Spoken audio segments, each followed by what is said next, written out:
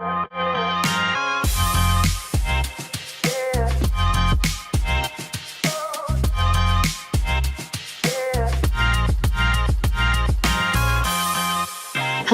my name is Karen Saintville. We're here today with Andy Graiser, who is co-president and co-COO at A&G Real Estate Partners.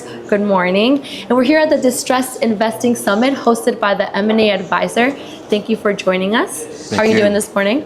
Everything's great. Awesome. 80 degrees outside. Beats New York.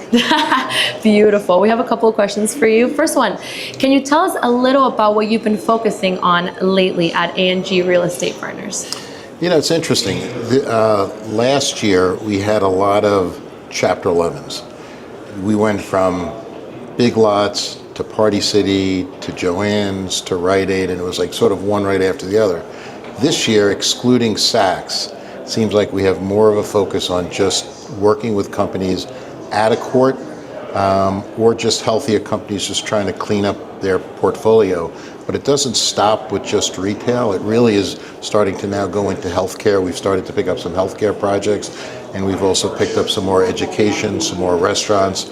So it's been a pretty active year. The other bankruptcy we worked on with a small movie theater chain. But otherwise, it's been mostly focused on out of courts. Amazing. And looking into the future, are there any particular sectors or geographies you're excited about that seem poised for action? Yeah, I think healthcare. I think if you look at healthcare, you look at education, I kind of follow where the money is and where the money isn't anymore. And that just is now creating opportunities. There's been a lot of roll-ups in the healthcare sector that have not really panned out so well for some of the sponsors in private credit. So they're looking to try to fix that problem. So that's good for us. That's what we do as it relates to real estate. And then we're just seeing more opportunities in education.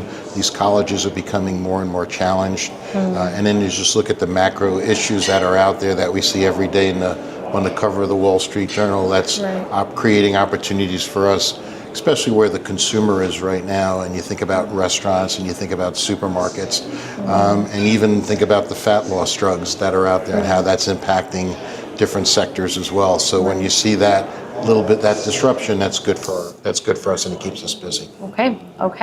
And one area of focus at the summit today is the outlook for 2026. Do you see any particular challenges or opportunities on the horizon? Yeah, it's interesting because what we did is we brought in a panel that goes from the boardroom to the courtroom.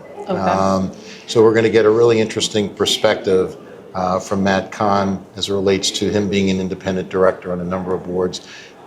Mike Sirota as it relates to just all the Chapter 11s that he's seeing in out of courts. And we're going to hear a lot more about liability management, which is a topic that seems to be very prevalent now, and it seems more and more people are talking about it. And I'm really interested to sort of see where that conversation goes with Scott Mates as well. So as far as opportunities go, I think you could almost say every sector has an opportunity. I don't really see one sector more so than the other, except for maybe healthcare. Okay.